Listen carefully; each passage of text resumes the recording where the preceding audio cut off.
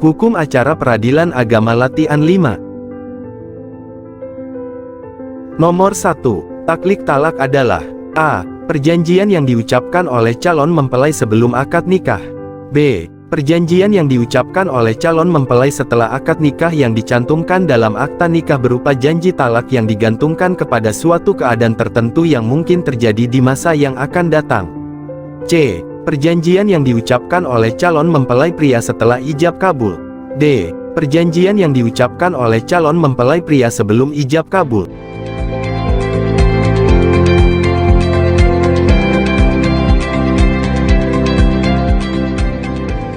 Nomor 2. Pemeriksaan permohonan cerai talak dilakukan oleh majelis hakim selambat-lambatnya hari setelah berkas atau surat permohonan cerai talak didaftarkan di Kepaniteraan Pengadilan Agama. A. 20. B. 30. C. 40. D. 50.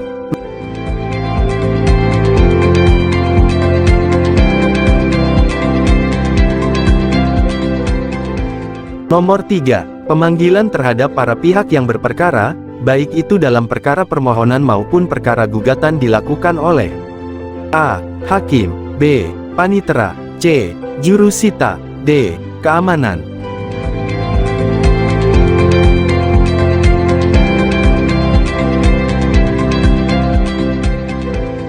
Nomor 4. Tugas jurusita pengadilan agama.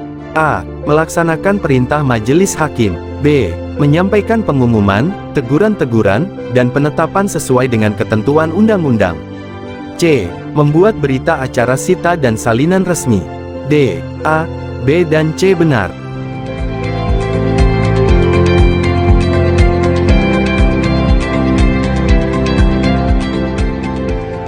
Nomor 5. Sebelum berlakunya Undang-Undang Nomor 3 Tahun 2006 jurusita diangkat dan diberhentikan oleh titik-titik. A. Menteri Kehakiman. B. Menteri Hukum dan Hak Asasi Manusia. C. Menteri Agama. D. Mahkamah Agung.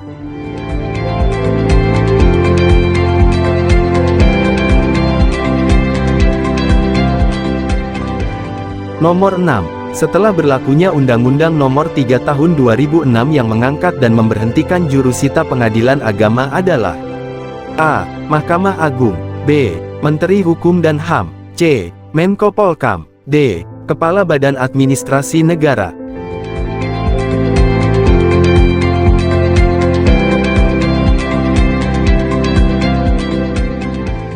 Nomor 7. Permohonan cerai talak dilaksanakan dalam sidang A. Tertutup. B. Terbuka. C. Antara terbuka dan tertutup. D. Tergantung hakim.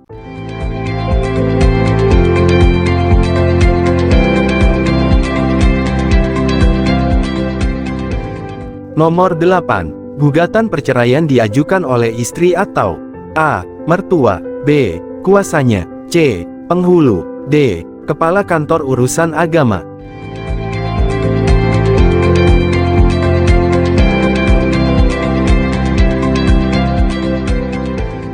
Nomor 9. Gugatan soal penguasaan anak, nafkah istri, dan harta bersama dengan gugatan perceraian ataupun sesudah putusan perceraian memperoleh kekuatan hukum tetap, diatur dalam A. Pasal 86 ayat 1 Undang-Undang Nomor 7 Tahun 1989. B. Pasal 86 ayat 2 Undang-Undang Nomor 7 Tahun 1989. C. Pasal 106 ayat 1 Undang-Undang Nomor 7 Tahun 1989. D. Pasal 107 ayat 1 Undang-Undang Nomor 7 Tahun 1989.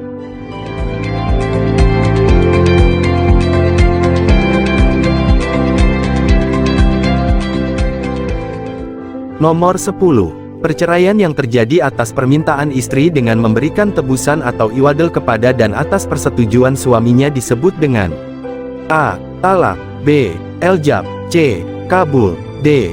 Khuluk.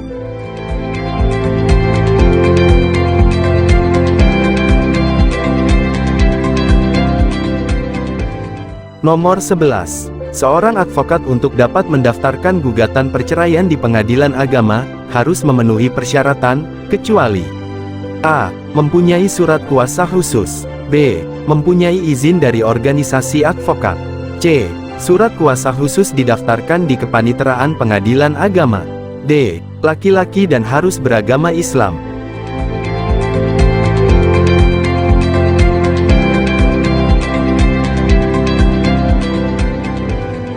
Nomor 12. Gugatan perceraian diajukan kepada pengadilan yang daerah hukumnya meliputi tempat kediaman.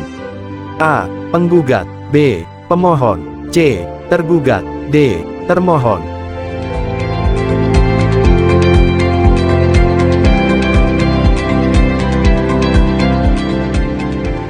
Nomor 13. Dalam hal penggugat bertempat kediaman di luar negeri, gugatan perceraian diajukan kepada pengadilan yang daerah hukumnya meliputi tempat kediaman.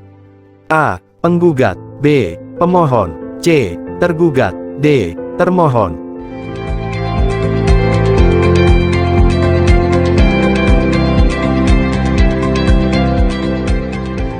Nomor 14. Dalam hal penggugat dan tergugat bertempat kediaman di luar negeri, maka permohonan diajukan kepada pengadilan yang daerah hukumnya meliputi tempat perkawinan mereka dilangsungkan atau kepada pengadilan agama.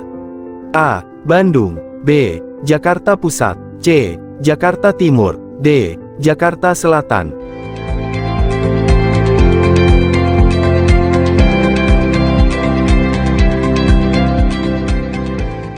Nomor 15. Selama berlangsungnya gugatan perceraian, atas permohonan penggugat, pengadilan dapat A. Menentukan nafkah yang ditanggung oleh suami.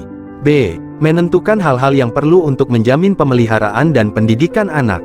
C. Menentukan hal-hal yang perlu untuk menjamin terpeliharanya barang-barang yang menjadi hak bersama suami istri atau barang-barang yang menjadi hak istri. D. A, B dan C benar.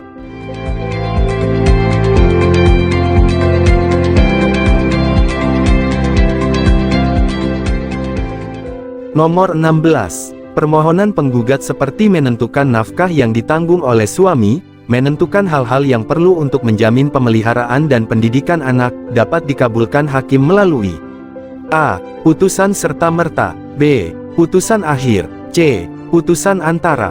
D. Putusan provisional.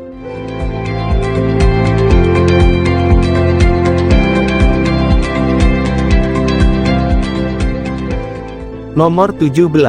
Anak yang sah adalah anak yang dilahirkan dalam atau akibat perkawinan yang sah dan A. Anak luar nikah. B. Anak yang terlantar. C.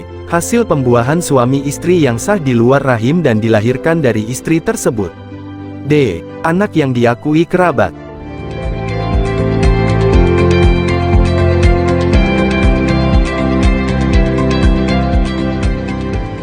Nomor 18. Seorang suami yang mengingkari sahnya anak sedang istri tidak menyangkalnya, dapat meneguhkan pengingkarannya dengan A. Mengangkat sumpah. B. Memeriksa DNA si anak. C. Lian. D. Menceraikan istri.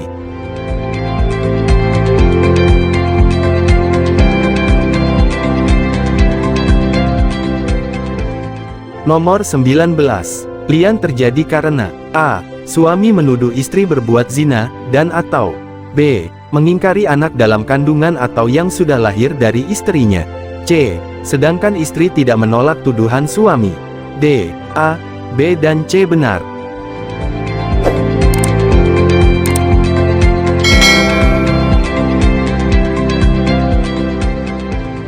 Nomor 20. Seorang suami yang akan mengingkari seorang anak yang lahir dari istrinya, mengajukan gugatan kepada pengadilan agama dalam jangka waktu 180 hari sesudah lahirnya anak atau A. 180 hari setelah putusannya perkawinan. B. 270 hari setelah putusnya perkawinan. C. 360 hari setelah putusnya perkawinan. D. 365 hari setelah putusannya perkawinan.